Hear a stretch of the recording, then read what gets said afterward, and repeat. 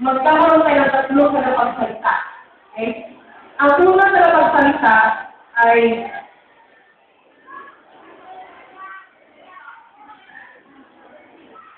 ito ay tungkol sa identity or kailangan ba o mahalaga ba ang wika sa larangan ng kaugnayan at disiplina. Ang ikalawang tagapagsalita naman ay tungkol sa praktikalidad ng paggamit ng wika sa larangan ng kaugnayan at disiplina. Yung ikatlong tagapagsalita naman ay tungkol sa beneficial. Kung beneficial ba ang kahalagahan ng paggamit ng wika sa larangan ng kaugnayan at disiplina. So, ang mangyayari, magsasalita muna yung sa positibo at magtatanong naman yung unang tagapagsalita ng negatibo. Tapos, negatibo na naman ang magsasalita ng tamang na magbibigyan na ng topic at magkakaroon naman ang positibo unang tagapagsalita.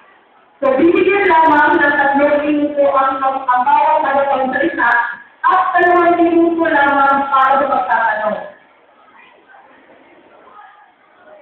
Kaya ibibigyan natin ang entablado para sa unang tagapagsalita ng positibo.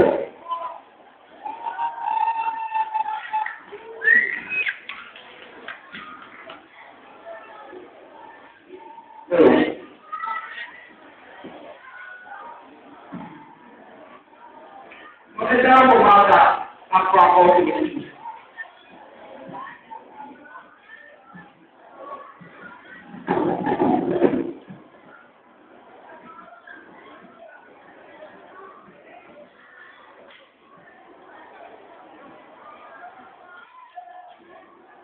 Magandang umaga, kapwa ko Pilipinas. Tayo ay nagbuklod-buklod ngayon para sa isang hangarin, ang ipagdiwang ang wika. Ang sarili namin wika, ang wikang Pilipinas.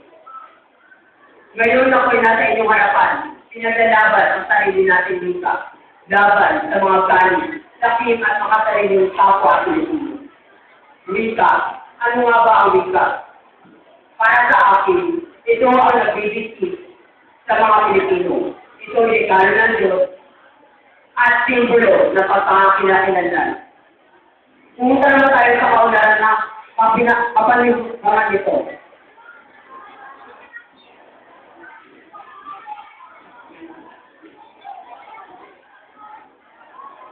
Pag-isipan nyo, paano umunlad ang bansang Hapon? Pero ginagamit naman nila ang sarili nilang wika. Ibig sabihin, hindi batayan ang wika hindi para lumaman ng isang bansa.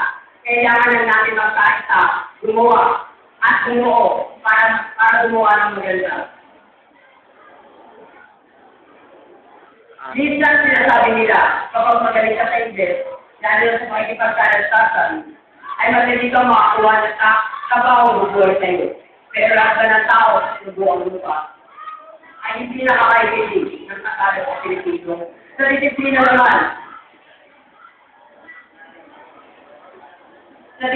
naman, ano ba ang dapat ituro sa mga bata sa unang taon nila sa eskwela? English ba o Tagalog? Saan ba dapat ang naiintindihan ng bata? Siyempre, ang sarili natin dito, ang Tagalog. Sa mga paaralan naman, sa mga batas ng paaralan, kailangan ba natin pahirapan ang ating sarili? Naiintindihin ang mga salitang English na dapat mabilis na naiintindihan para mabilis masunod ng mga kabataan. Sa sobrang halimbawa, sa bandalitin, yung ibang kabataan hindi alam ang salitang bandalitin. Pwede namang sabihin nila na ang bandalitin ay bawal magsulat sa mga dingding. Kung halimbawa ay ang kasona. Sa mga dating presidente, madalas ginagamit nila ang English. Dahil sa tingin nila, ang English ay isang kahinaan. Ang pagkakagalaw o ang pag-Pilipino ay isang kahinaan. Pero mali po yun. Kanino ba talaga ang sona? Para sa mga senador, sa congressman o para sa mga Amerikano. Amerikano na ba ang nakatira sa Pilipinas? Siyempre hindi. Para sa akin, dapat ang SONA ay para sa mga tao. Dapat naiintindihan ng tao. Dahil ang wika ay tungo sa kabulugan. Tungo sa pagkakaisa upang kabulugan. Salamat po. Boy! 3 minutes and 2 seconds. Kaya ngayon, bibigyan ng pagkakataon, unang tagapagsalita. Magtatanong ang negatibo, timer starts now. Ginoo, nabanggit mong sakim at galing ang pinaglalabanan. Ngunit para sa iyo, sakim at galit ba ang mga tao ng pinaglalaban ay isang wikang mahalaga para sa ikauunan ng Pilipinas? Sagot. Sino ang tagapagsalita ng negatibo? Oo, sa tingin ko, oo.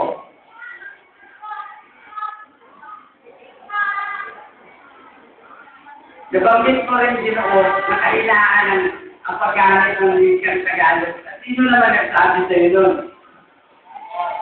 Anya, good. Ayon dito kay Amarillo Herrero. Yan sabi niya doon sa mga salita na ginawa niya. Yung mga third party ginawa niya o yung mga salita na ginawa niya, yan sabi niya na minsan daw, Oo, hindi ko hiningi yung paliwanag. Kaya hindi mo ito hindi yung paliwanag doon, kung nasang bigyan ng pagkakataong paliwanag. tama. Eto, Pablo, naniniwala ka ba na malilimot ng isang Pilipino sa sarili natin kung gagamit sa ibang wika? Hindi. Pero, Dito minit. kung gano'n, wala ka, kung gano'n ka naman kita sa sinasabi. Hindi ko pa yung magtanong, mamaya ka na magtanong kung ganyan.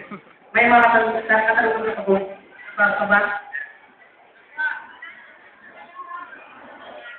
Mapapapagin mo sa mga lahi nating Pilipino, kung sasabihin mo ng sarili natin, ay na ang paggamit nila ng wika English, ay malilimot na nila ang pagiging Pilipino. At hindi. Timer. 2 minutes. Yun naman ay tagapagsalita ng negatibo. Ang unang tagapagsalita. Ginoo at mga kababayan ko, harapin natin ang katotohanan hindi kaya ng Pilipinas ang tumayo sa sariling paa. Sila nagsosobrahan mo tayo sa nasyonalismo, inaayaw natin ang tulong. Ang wikang Ingles ay internasyonal na lingwahe. Kailangan natin ito. Hindi naman maaalis ng pag-aalit nito pagka-Pilipino ng isang tao.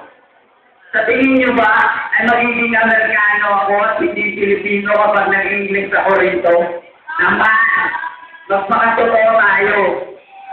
Sa disiplina, Ginoo ang mga kababayan ko. Ang disiplina ay wala sa kung anong wika ang ginagamit. Ang disiplina ay nagmumula sa sarili. Kahit anong wika ang gamit mo, i-English, Ilonggo, Inche, o magpakamakaka. Kung ayaw ng tao na magpadisiplina, hindi mo mapipilit. Ang katotohanan niya ay parang katotohanan kapag nagtanim ka ng mundo, ay hindi mo mapipilit na tumubo agad ito. Para po sa akin, kapag pangangailangan na nagsalita, kahit anong wika, basta para sa ikabubuti ng bansa, bibigyan ko. Ay. 1 minute and 23 seconds. Yun naman ay pagkakataong magtanong ng positibo ng unang tawag na positibo. Nakabarong Tagalog ka, pwede mo ay kayo mag-i. Nagsasalita ka ng Tagalog, ngunit ikaw ang pinaglalaban mo, hindi ka ba naiiyak? Ang pinaglalaban ko po ay kabubuti ng Pilipinas. Paano mo nasabing ikabubuti yun ng Pilipinas?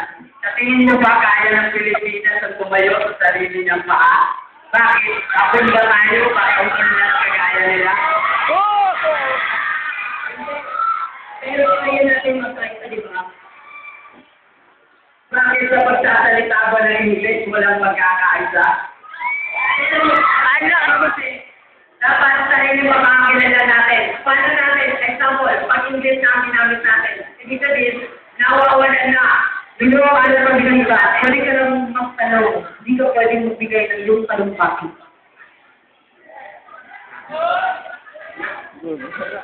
Magtanong ka lang. Mamaya mo na ibigay yung talumpati mo pagkatapos ng lahat ng mga magtanong salita. Sinabi mo yung yung sa disiplina. Disiplina ang pag-iinggit. Tama ba yun? Wala akong sinabing ganun. Ang sabi ko ay disiplina ay nagmumula sa sarili. Oh. Ano? Sabi mo, disiplina ay nagsimula sa sarili. Paano mo ba ipapaliwanag yun? Bakit pilit ka ba ng ibang tao kung ayaw mo? Ay sabihin, hindi sila mamalakan sa sarili ka. Sino naman nagsabi sa'yo? Ba't ako nagtatagalog kung hindi ko pinagmamalaki? Sabi!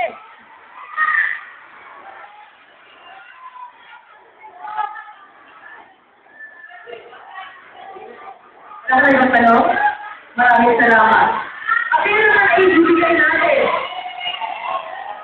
Ang entablado. Sa isa na mo ang salita ng 30 meters. Sila lang. Ako sa laban. Wala ka na akong tape.